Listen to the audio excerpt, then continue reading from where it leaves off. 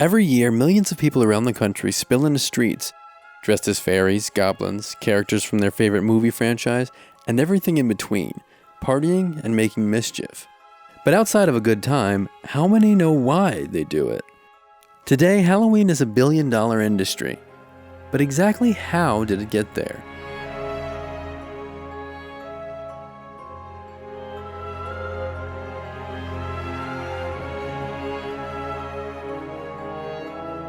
While today Halloween is synonymous with commercialism, it wasn't always that way. The word Halloween comes from the words hallow, meaning holy person, and een, deriving as a contraction of Eve.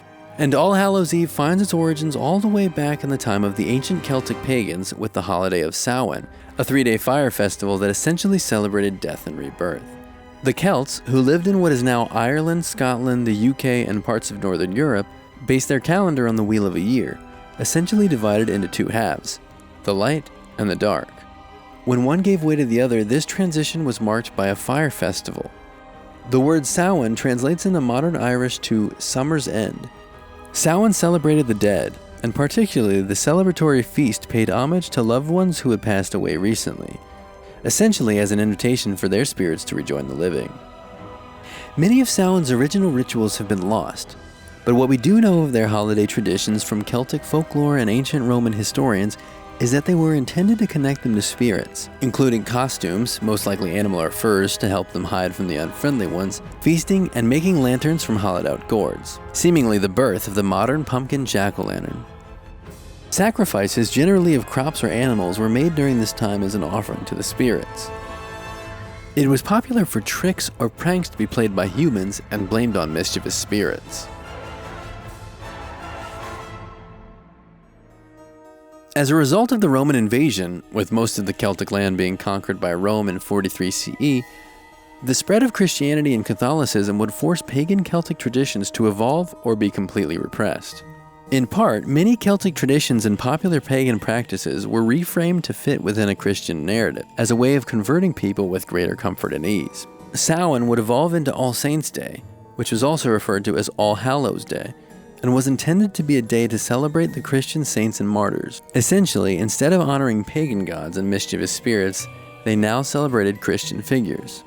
While the sacrifices were replaced by food offerings to the poor, the tricks and pranks continued, but instead they were now attributed to the spirits of the saints. Halloween evolved as a more secular version of All Hallows' Eve, and eventually it would become more popular in common practice than All Saints' Day.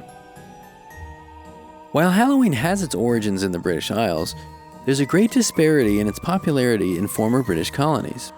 The Puritans who came to colonize America were Protestant and did not celebrate holidays of the Catholic Church, as they were believed to lead to idolatry. In the early days of the American colonies, celebrations of Halloween were mostly forbidden, as they were deemed too pagan or too Catholic by the Protestant colonizers, though elements of it began to incorporate into secular harvest-related events in the 1800s. The mid-19th century saw a large influx of immigrants entering the country, especially Irish immigrants who were greatly impacted by the potato famine. With these people came Halloween customs, out of which one of America's favorite holidays was formed. In keeping with the mischief, children would dress in costumes and be given money or fruit for artistic offerings like poetry, songs, or even jokes, instead of prayers. By the late 19th century, children were playing seemingly innocuous pranks on their small local communities. Adults would soon find incentive to dissuade children from playing pranks. Enter trick-or-treating. The 20th century would finally see the commercialization of Halloween. By the 1920s and 30s, Halloween merchandise evolved to pre-made costumes for both children and adults.